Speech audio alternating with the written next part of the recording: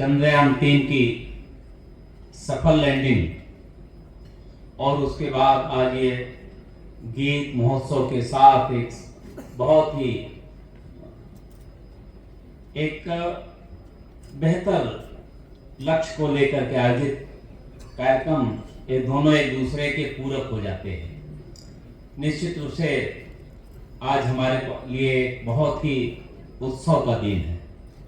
कल से ही शायद 6:04 से लेकर के लोग आनंद में सरोबार हो रहे हैं।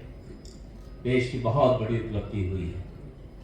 एक बार मैं इसरो के उन वैज्ञानिकों को और देश के उस नेतृत्व को जो संकल्प से भरा है, अगर आप उचित समझते तो एक बार तालियां बजा करके वैज्ञानिकों को, देश के नेतृत्व को बधाइयां दे सकते हैं। भारत माता की, भारत माता की। निश्चित रूप से जयकारा का दिन है, गौरव का दिन है। हर भारतवासी गर्व कर रहा है। जैसा संचालक ने अपने कई उदाहरणों के माध्यम से बताया, लोगों को लगता था कि देश बहुत ही अब धीरे धीरे कमजोर देश है, न हमारे पास विज्ञान है, न हमारे पास आत्मविश्वास है। लेकिन हमारी सफल लैंडिंग ने चंद्रयान के बता दिया कि हमारे अंदर सब कुछ है, जो दुनिया में एक बार फिर से हम विश्व गुरु की ओर बढ़ सकते हैं और बन सकते हैं। प्रकृति गोद में बसे सिक्किम की पावन भूमि के अंतर्गत गोमकार में उपस्थित होना अत्यंत प्रसन्नता का विषय है।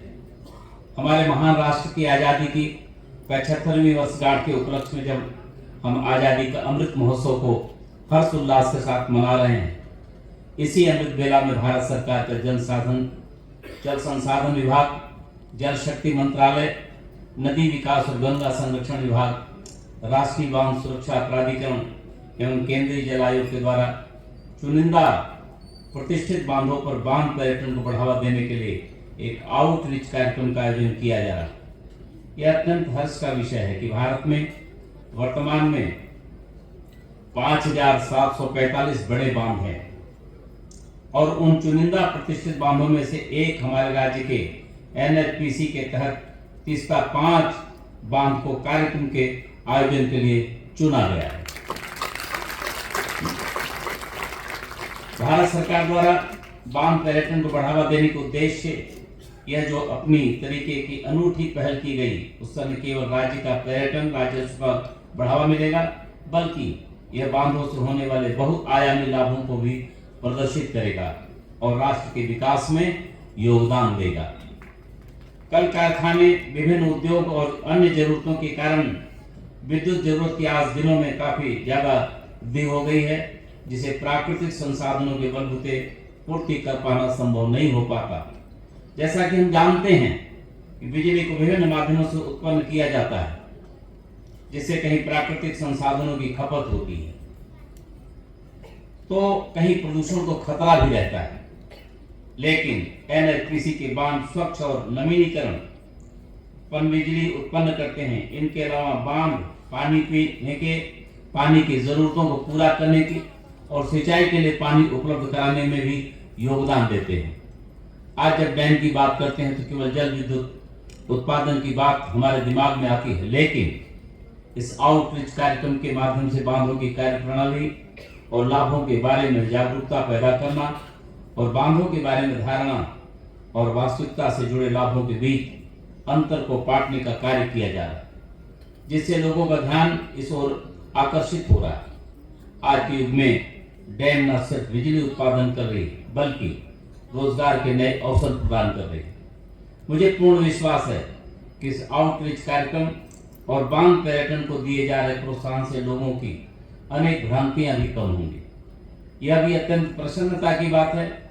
हाल ही में केंद्र सरकार ने राष्ट्रीय बांध सुरक्षा प्राधिकरण गठन किया है, जो बांध सुरक्षा से संबंधित मानकों को बनाए रखने, बांध से संबंधित आपदाओं को रोकने और अंतर राज्य मुद्दों को हल करने का प्रयास करता है।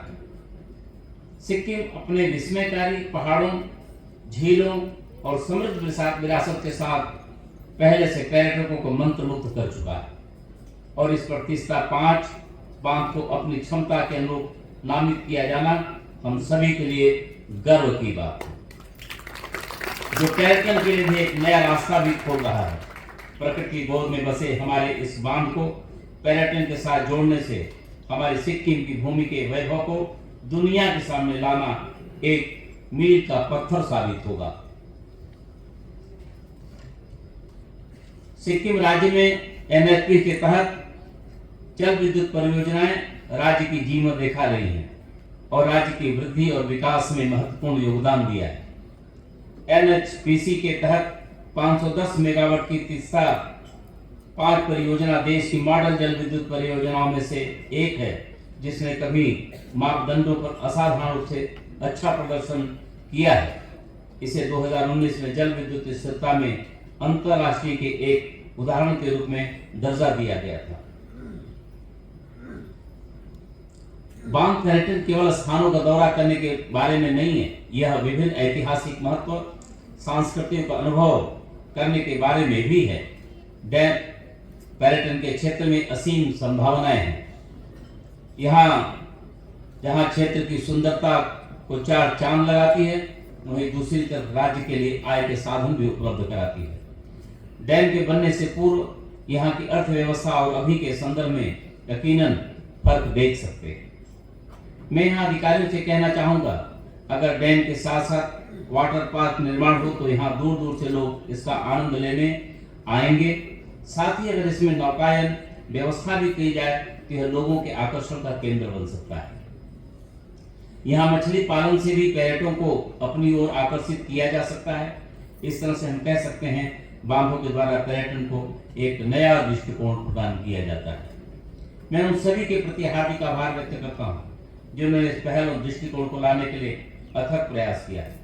हमारा राज्य हमेशा से पर्यटन का पसंदीदा स्थल रहा है और तीसरा 5 बांध का पर्यटन स्थल के रूप में विकसित होना प्रदेश की प्रगति और सतत विकास के प्रति हमारी प्रतिबद्धता का एक और प्रमाण है। आइए हम सब मिलकर बांध पर्यटन को सांस्कृतिक आदान प्रदान और विकास और आर्थिक विकास और समुदाय के बीच संबंधों को मजबूत बनाने का माध्यम बनाएं। मुझे विश्वास है कि इसका 5 बांध एक पर्यटक स्थल और परिवर्तन होने के साथ सिक्किम और पूरे देश के लिए आकर्षण का केंद्र होगा। हम सब मिलकर स्वर्ग समान अपनी भूमि में पर्यटकों का स्वागत करने के लिए प्रतिबद्ध हों। और इसी के साथ मैं ये भी कहना चाहूँगा, निश्चित रूप से बंधुओं, बहनों, भाइयों, हमें कुछ काम करने के लिए संकल्प की आवश्यकता होती है और देश के राष्ट्रीय नेतृत्व ने यह बता दिया है कि संकल्प से ही सिद्धि होती है। हम उस जिन्हें हम बहुत कठिन काम मानते थे, वो भी आज हम आसान कर चुके हैं। दुनिया में एक ताकतवर देश के रूप में भारत को उभरता हुआ दिखाई पड़ रहा है। लोग हमारी तरफ आकर्षित हो रहे हैं। आज लोग भारत की महत्ता को समझ रहे हैं, उसमें हमारी भूमिका बढ़ जाती है। हम चाहे पर्यावरण की दृष्टि से हो या अनेक क्षेत्रों में। अभी हमने बच्चों के मैं इनको केंद्रीय विद्यालय के बच्चों को और उनके टीचर्स को बहुत बधाई करना चाहता हूँ। देश के बहुत महत्वपूर्ण मुद्दों पर उन्होंने अपने सांस्कृतिक कार्यक्रमों से हमको बहुत ही प्रेरक प्रस्तुति देने का काम किया। बच्चों ने बहुत प्रभावी, हमारे विनीत जी जिन्होंने गीत भी गाया, बहुत ही अच्छा गीत प्रस्तुत किया। यह सब आवश्यकता है देश को। यह देश केवल कंकड़ भूमि की एक रेत नहीं है, कुछ टुकड़ा नहीं है, यह मातृभूमि है जी।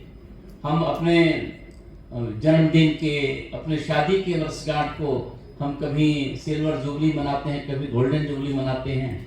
यह देश भी तो देश की भी अपनी एक आत्मा है और आज उसको हम अमृत महोत्सव के रूप में देख रहे हैं। आज़ादी के 75 वर्ष हो गए, तो 75वें वर्ष में हम क्या प्राप्त किए और अभी हमें क्या प्राप्त करना है। जो प्राप्त किया गौरव है और जो करना है उसके लिए संकल्प है। दोनों को लक्ष्य बना करके हमें आगे बढ़ना होगा और इन्हीं संकल्पों के कारण हम दुनिया के सबसे 5वीं आर्थिक व्यवस्था बन रहे हैं और यहीं पर संतोष नहीं ले रहे हैं। देश का नेतृत्व और भी आगे कहता है हम अभी तक 5वीं तक आए हैं, 3वीं तक पहुंचने का हमारा संकल्प है। एक संकल्प किया। मुझे खुशी है कि हमारे यहाँ के अधिकारियों ने मुझे इस अवसर पर मुझे बुलाया और एक मजबूत संकल्प के साथ उस मैंने अपने सुझाव भी दिए और एक मजबूत संकल्प के साथ हमारे अधिकारीगण यहाँ काम कर रहे हैं। हम समस्त क्षेत्रों में आगे बढ़ रहे हैं। सिक्किम के अंदर अपार संभावनाएं हैं और हम अभी मेरे कुछ मित्र बाहर से आए थे और वो अभी विदेशों से घूम करके आए और ये लंगकू लेक और ये छंगू लेक और अनेक स्थानों पर नाथुला और अनेक वेलिंग वगैरह पर जब लौट करके आए तो उन्होंने एक ही बात कही, हमने अपना बहुत पैसा बाहर घुमा दिया लेकिन मुझे नहीं पता था कि हमारे ही देश में, हमारे ही राज्य में इतने सुंदर स्थान हैं, काश मैं अपने सिक्किम में ही इतना और घूम लिया। यह बहुत संभावनाओं का राज्य है और देश संकल्प से भरा हुआ है। हम दोनों मिलकर के आइए एक बार फिर से भारत विश्व गुरु की ओर बढ़ता दिखाई पड़ रहा है, उसमें हम अपने परिश्रम से, अपने संकल्प से, अपने कार्य से देश को आगे बढ़ाने में अपना योगदान सुनिश्चित करें। आज यही कहते हुए एक बार फिर से आपको बहुत ही बेहतर प्रस्तुति के लिए, एक बेहतर संकल्प के लिए अपनी बधाई और अपनी शुभकामनाएं देते हुए अपनी वाणी को विराम देता हूँ। जय भारत, जय सिक्किम।